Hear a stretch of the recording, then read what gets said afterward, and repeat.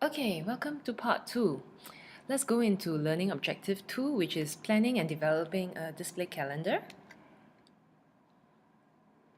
Okay, when we plan a display calendar or a display schedule, we also need to bear in mind the visual merchandising budget as well as executive presentation. If you're working in a team or working as a freelancer, you need to present to your client. If you're working in a team, you need to present to the management, and then also to ensure that your visual displays are being maintained properly. We will have things like audits. There are different types of audits that we will talk about, and also how do we handle special merchandise in our visual presentations.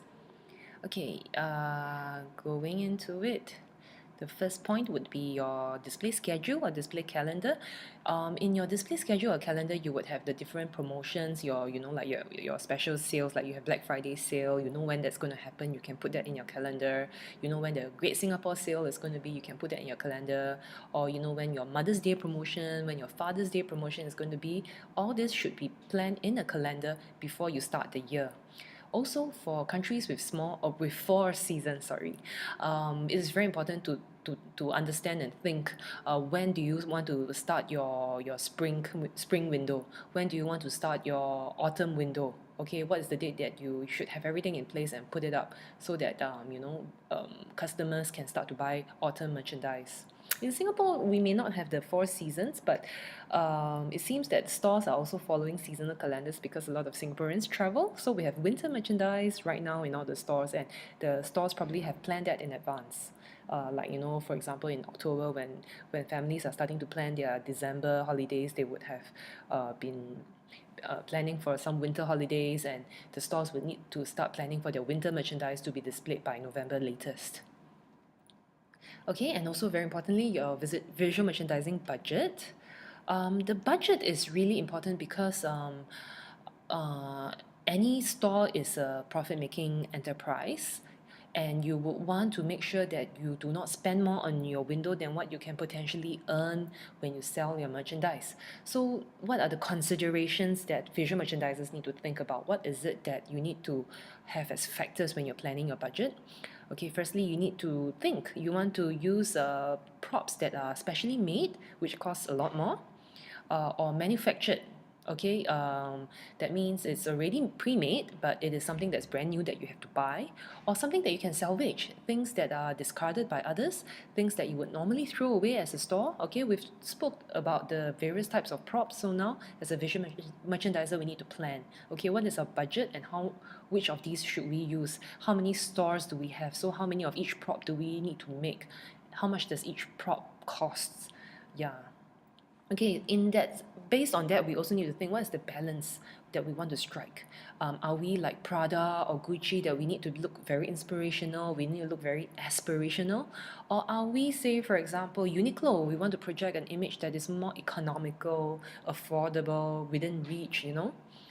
And fixtures, okay, your gondolas, your slate walls or grid walls, these are all items that are an investment because they usually last for much longer than, say, your props that could only last in the window for maybe a maximum of 3 months. Okay, fixtures could usually last for years, so each fixture change is really a big budget item. But usually, more can be spent on them to make sure that they're durable because they last for quite a few years. And what is the budget for lighting? We talked about lighting before because some bulbs have got a higher investment cost but a lower running cost, like for example your LED lighting. Um, and also what sort of requirement you have. Do you need very strong projection like halogen lights, or is a very ambient lighting that's provided by LED or even fluorescent good enough? The cost for graphics, we learn about the different stock images, right? They could cost, very expensive, or they could be practically free, or they could be customized photography sessions that will also cost a lot. Okay, signages, what materials are we using? All of these are things that add up into your budget for visual merchandising, and they cannot be left out. So like I said earlier, LED lights, they are like your fixtures, they are like your cement, no, not cement, sorry, tile floors that could cost a lot more at the beginning, but because they are durable, they have lower running costs. Like a cement or marble floor may be prone to cracks and you need a lot of maintenance. Whereas if you have terracotta tiles, they are very hard wearing. You don't need to maintain it at all. Okay, or like for example, carpets are really really costly because you need to keep cleaning them professionally. So all of these costs have to be considered before we decide on what do we spend on, because a visual merchandising budget is always limited. Okay, visual merchandising, we need to do presentations. I think all of you remember that we did a mood board at the beginning of the semester. Okay, we did also graphic rendering of what we want our displays to look like. At the window, what should it look like? Different display areas, what they should look like. And then that is at the point when you're proposing. Once the proposals have been approved, then we move on to actually doing to scale floor plans to know exactly how much space. Remember, you guys did measurements. You want to know exactly how much space you have, and then you can actually plot them on the floor plan so that you know exactly what are the areas you need to take care of, what you need to do, and what are the size of the props, size of the fixtures that you need to have. And once all that has been implemented, we need to think about audits, especially in multi-vendor retailers. Like remember we talked about toy stores, pharmacies, supermarkets. It is very important because you don't own the store. For example, Marigold, okay, they sell their milk everywhere, but they don't own the stores. They don't own NTUC, they don't own 7-Eleven. So they would have to have VM auditors to go down to every store to make sure that their items are displayed properly. Okay, to make sure that the old products are taken down, the fresh products are taken up, to make sure that there's enough products for customers to buy, and also to make sure that all the items are facing front, if they have shelf talkers, if they have wobblers, that they're displayed properly by the retailers. Compliance audits are actually, this is what we mean, where the brand and the retailer is usually two separate parties. So the brand needs to counter check the retailer to make sure that what's agreed upon, like say Marigold is having a promotion 2 for the price of 1. If you're 7-Eleven, you don't want to give the customer the promotion, you could take the cost and keep it, like the salesperson can keep the extra money. So Marigold would need to make sure that they send an auditor down to see that it's clearly communicated at all the branches that everyone is selling, all the 7-Eleven stores are selling Marigold milk 2 for the price of 1. Okay, those are compliance audits. Retail audits are the ones, like I said earlier, to make sure that all the milk cartons are faced correctly, the milk cartons are not dirty, and they have enough SKUs that are being displayed.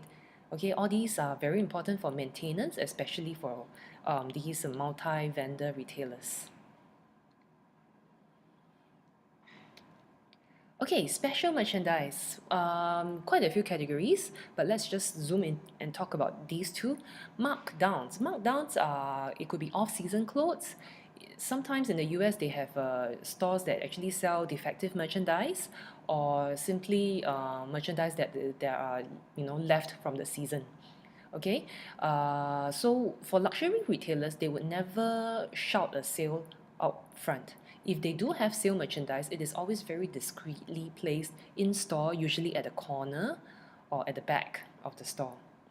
But mass market retailers like a Zara, like a H&M, if they're having a sale, they would shout it in all of their window displays. They would make sure that okay, at the entrance as you're walking past, so that it lures customers into the store. And department stores, actually, in Singapore, this is not very popular, but in the US, where they have many multi-level stores, there will usually be a basement or a top floor that sells the off-season, the discounted merchandise. Okay, so for visual merchandisers, we need to think about how we want to market the special your markdown merchandise by thinking about what sort of positioning the brand has, what sort of positioning the store has, what sort of customers are the ones walking into your store. And then advertise merchandise, like for example, department stores, especially whenever they run an advertisements, like Harvey Norman, sorry, I consider Harvey Norman department stores because of their size and the range of products they have. Okay, so whenever they have an advertisement to say that, okay, Electrolux vacuum cleaners are on sale, they need to make sure that when customers walk in, that they can find the Electrolux vacuum cleaners. They need to be very prominent because you don't want the customers to to walk around the whole store and not be able to find, and then they will walk out very disappointed. But of course, you want to make sure that the customers are exposed to a certain amount of merchandise before they find the vacuum cleaner. But you also need to make sure that it is easily found. Okay. Okay, learning objective number 3. What are the stages in the execution of a visual merchandise presentation? Okay, stage 1, okay, based on the stock levels and sales forecast, okay, this is when all the different teams in the department store gets together and plan, okay. This is the range of products we want to push. The visual merchandiser would, from that merchandise, come up with the plan. Even for freelancers, they would definitely ask the client what is the range of merchandise that we are promoting, because that is what everything else, your props, your lighting, your decals, your graphics, it all has to work around what is the merchandise. Okay, so once that merchandise have been picked up, you make sure that you choose the most beautiful silk shirt among the 200 silk shirts that the store is selling. Okay, to make sure that whatever you put in the window or on the display on the mannequin doesn't have tears, doesn't have stains. Make sure that it's clean. Okay, make sure it looks, perfect. Make sure that shoes are polished, accessories, jewelry, they all look good. Okay, you must make sure that anybody who takes a picture of your display will see picture perfect merchandise, because that's what we are selling at the end of the day. Okay, now this is learning objective number 4, but we're still within the 6 stages, okay?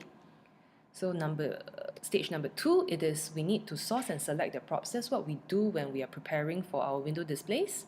If you remember, we would go and procure the props, buy the props, prepare them.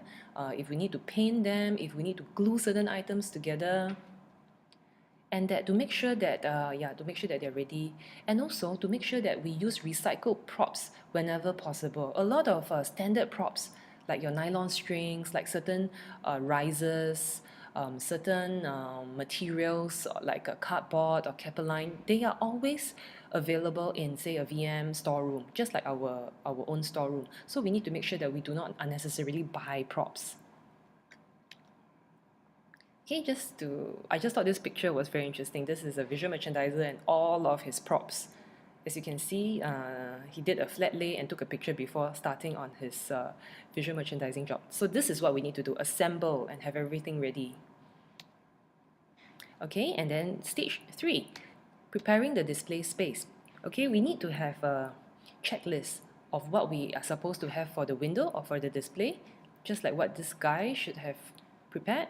Okay, you have a checklist. Make sure everything on your checklist is by your side. And then you want to make sure that the previous display, everything is removed. You don't want to suddenly have, oh no, what is that cabinet in the corner there doing from the previous display? Oh no, what is that hanging mobile from the previous display still here? You make sure you clean it all out, clear everything before we start. Okay, make sure that the glass has got no fingerprints. Make sure that the floor has got no debris from the previous display. Okay, so what are the checklists like based on what I was saying just now? You can follow a checklist like this, you should be pretty safe. Sometimes, when we're carrying mannequins or props, we might knock into the wall, so we must make sure that the walls are okay. If not, visual merchandisers actually paint the walls of a window, for example. And all the fixtures that we are having, proper condition, nothing is spoiled, nothing is going to drop off once a customer touches it. Make sure that it's vacuum and clean. Okay, display case, like I said earlier, make sure there are no fingerprints, like things are all working, no blown bulbs, which happen very often, especially for halogen bulbs. And the previous displays, wires and nylons are cut away. You don't want strays to be dangling above the head. Cleaning the frame and glass, yes. Okay, and then stage number 4, selecting mannequins and forms. Okay, so a lot of times for bigger department stores or even chain stores, they have a full warehouse full of mannequins. So the visual merchandisers must go in and select, okay, to make sure that the mannequins that they choose are the most appropriate ones. Okay, make sure that they are, healthy looking, they don't have like a broken face or a broken wrist. Okay, and you should bring a merchandise to let the mannequin wear it so that they look okay, they fit into the merchandise looks good on the mannequin. And to make sure that, okay, for example, if you're selling sportswear, that you choose the mannequins that look more active in an active position, and also the setting, okay? If you have a window planned for a very high life, fine living type of setting, to make sure that the mannequins you choose are also in that category, does not look too rugged, the poses are appropriate, the facial expressions are appropriate. Yeah, like I said, the position and poses very important for the merchandise and the setting. And if there is any mannequin makeup or hair to prepare them, nowadays actually I see what a lot of visual merchandisers are doing is that they actually custom make covers for mannequin heads. Like they can make a normal traditional mannequin into a stylized mannequin by sewing a cover of an animal head, for example. Yeah, so you can actually do that as well for the mannequins. And stage 5, which is preparing the lighting. We have gone through what are the different types of lighting. So based on the needs of the window, you have to choose the lights and make sure that you have enough of the lights. For a dimmer window, you might need to have a less number of lights. For a stronger, bright, summer-looking window, might need to have more lights. And what is the color temperature? For example, if you're doing a winter window, you might need the colder type of color temperature. If you're doing a summer window, you might need the more closer to your sunlight type of color temperature, which is more usually halogen. And if you're doing like a disco theme, then you will need like colored bulbs maybe. And also, of course, it's always about cost. Remember we talked about the running cost of halogen. It's not just the cost of the bulb, it's also the cost of heating, air conditioning, because your bulb creates a lot of energy, creates a lot of heat. And like what we have for First Avenue, auto timer for the light so that they turn off at, say, for example, for most department stores, 11 or 12 midnight, so that you don't waste electricity when there are no passerbys. Stage number 6, the last stage, which is the installation stage. Okay, safety during installation, we repeat this every time we do an installation. There must be ladder safety. You must know how to handle equipment and tools like glue guns, staple guns carefully. Make sure that props are secured. Make sure that nothing is going to drop off when you're not looking and hit somebody on the head. And also minimum amount of time, which is why we always stipulate very clearly that it's 3 hours for our setup time, because a lot of time visual merchandisers, they are racing against time. They don't have 20 people to set up a small store. For each store, there would probably be maybe maximum of 2 or sometimes even just 1 person. They work through the night. So you have to make sure that everything is done by the time the store opens in the morning. Timeline must be kept too. Yeah, and also before you leave the store, you have to make sure that you do a run through, that everything is done in accordance to what you have planned. No merchandise is left out, no tools are left hanging around. Customers might trip over things like that. No debris. The store looks neat and clean for customers to walk in. Okay, a final check, very important. Okay, learning objective number 5, which is the major steps involved in the installation of a window display. We have already done window display, and a lot of times I think what we learn here, we actually do it subconsciously, but it's good to formalize it so that we don't miss anything out. Of course, dressing the background and flooring. For First Avenue, I think we did that for the first window, the cruise window. We have the flooring that was using the previous banner. Very good, recycling and taking note of the flooring. The backdrop is, of course, our backdrop. I think not every team has the backdrop this round. Installing the props and mannequins, which is putting the biggest items in first, which is usually your props and mannequins. Okay, you add in your accessories like your hanging mobile, your whatever items that's going onto the props or onto the mannequins. Okay, turning the lights to make sure that they are shining on the right objects, on your featured items. And to make sure that it's planned, it looks like what your graphic presentation looks like, but it doesn't always have to be exactly. I think for the second window we did that. There were some changes last minute because we added in the mannequins. We had the mannequins sit down and hold the boards. That was not planned, but it turned out really well as well. Okay, this is really important. We cannot always stick exactly to what we have planned. There would be that 10-20% difference. And like I said earlier, very important to remove unwanted merchandise, unwanted props, debris, and tools. Make sure nothing unnecessary is left behind. and your final check through.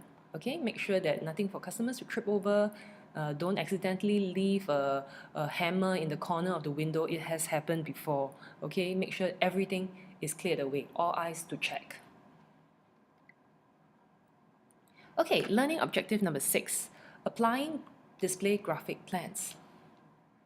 Okay, what is a display plan? It is a graphic representation of the designer's thoughts. I think a lot of you have already gone through that when you're doing the mood board and your concept reports, when you have something in mind, but how do you communicate that to the person who needs to approve your designs?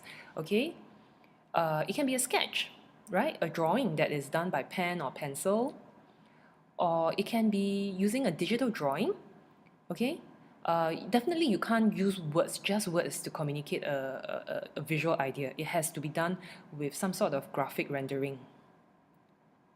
Okay, so we can take a look at this window display. This is done in drawing. Okay, pen or pencil drawing, right? And this is the actual window. Let's compare. I would say it's pretty close, isn't it?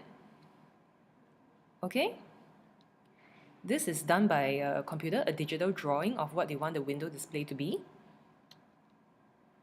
Okay, this is for one of my favorite brands, Proenza Schouler.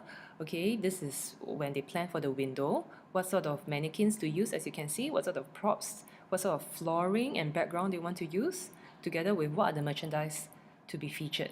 And you can see that this is actually probably at the proposal stage, so they're actually giving rationale of why they are choosing this window. Okay, they have priority message 1, priority message 2, priority message 3. So they have different merchandise to be displayed. Okay, the other two are probably interior displays. Okay, this is a planogram for Gap. A planogram is also a graphic presentation plan. Okay, what is a graphic floor plan? Usually when we get to a graphic floor plan, you have already gotten your mood board approved. So you go into kind of like the execution of planning how you want the various interior displays to be placed, where, and do you need to move certain fixtures around? And even signages and lights can all be indicated in a graphic floor plan. Let's take a look. This is a graphic floor plan. As you can see, the different fixtures. Some of the circles are actually indicating lightings. This is, if you all remember, this is our racetrack layout. Okay, this is for another store. If you look very carefully, right, a free flow layout. They have different, even though the fixtures are very sparse, there are some fixtures there, as you can see. And this would probably be a luxury designer brand, given the emptiness of the shop, because they want customers to have a lot of space to, move around. Okay, this is probably a pet store. You can see that they're planning all the various fixtures where they should be placed. Okay, these are all floor plans done to scale.